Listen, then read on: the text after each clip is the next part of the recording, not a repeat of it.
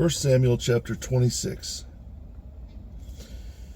Now the Ziphites came out of the desert country to Saul at Gibeah, saying, Look, David hides from us at the hill Hachilah, opposite Jeshimon.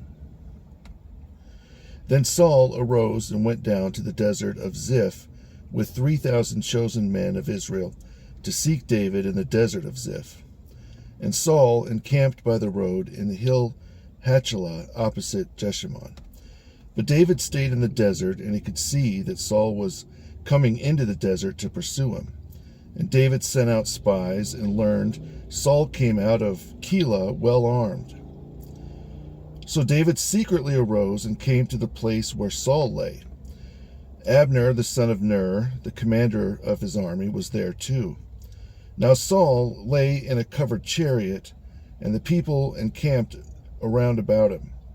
Then David spoke up to Ahimelech the Hittite and to Abishai the son of Zeruiah, brother of Joab, saying, Who will go with me to Saul in the camp? And Abishai said, I will go with you. So that night David and Abishai went in among the troops. And there lay Saul asleep in the covered chariot. His spear was jammed into the ground by his head. And Abner and the troops were sleeping all around him. Then Abishai said to David, The Lord places your enemy in your hand this very day.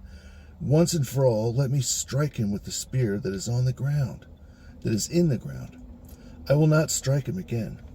And David said to Abishai, Do not bring him down, for who can bring his own hand against the anointed of the Lord and go unpunished? David said, As the Lord lives, the Lord shall strike him, or his day may come to die, or he may go out to battle and be added to his fathers. The Lord forbid me that I should bring my own hand against the anointed of the Lord. But indeed, take the spear from by his head and the container of water, and let us both go. So David took the spear by Saul's head and the container of water, and they went away. No one noticed, or knew what happened, or even awoke. All were sleeping, because a deep sleep from the Lord fell upon them. Now David went over to the other side, and stood on the top of the mountain afar off. There was a great distance between them. And David called out to the people and spoke to Abner, saying, Do you not answer, Abner? Then Abner answered and said, Who is that calling out to me? So David said to Abner, Are you not a man? And who is like you in Israel? If so, then why do you not guard your lord the king? For one of the people entered your camp to destroy your lord the king, and this thing which you allowed to happen is not good. As the Lord lives, you are sons of death, you guarding the Lord your king, the anointed of the Lord. Now look and tell me, where is the king's spear that was by his head and the jug of water?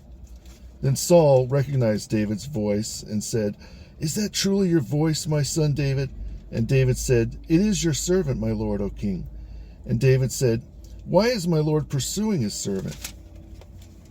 How have I sinned? What wrong have you found in me? Now let my lord the king hear his servant's words. If God incites you against me, let him accept the scent of your offering. If the sons of men incite you against me, let these men be cursed before the Lord. For today, by their saying, Go, serve other gods, they show their desire to cast me out in order to prevent me from being established in the inheritance of the Lord. Now do not let my blood fall to the ground before the face of the Lord, for the king of Israel comes here to seek my life, like one who hunts a horned owl in the mountains. Then Saul said, I have sinned. Return, my son David, for I will harm you no more, because my life was precious in your eyes this day. Indeed, I have played the fool and erred exceedingly. And David answered and said, Behold, the spear of the king. Let one of the servants come over and receive it, and the Lord shall repay each man for his righteousness and his faithfulness, as the Lord delivered you into my hands today, though I did not lift my hand against the Lord's anointed. Indeed, as your life was exalted this day in my eyes, In this same way, let my life be exalted before the Lord, and let him shelter and deliver me from every tribulation."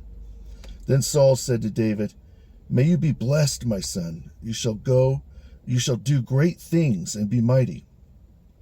So David went his way, and Saul returned to his place.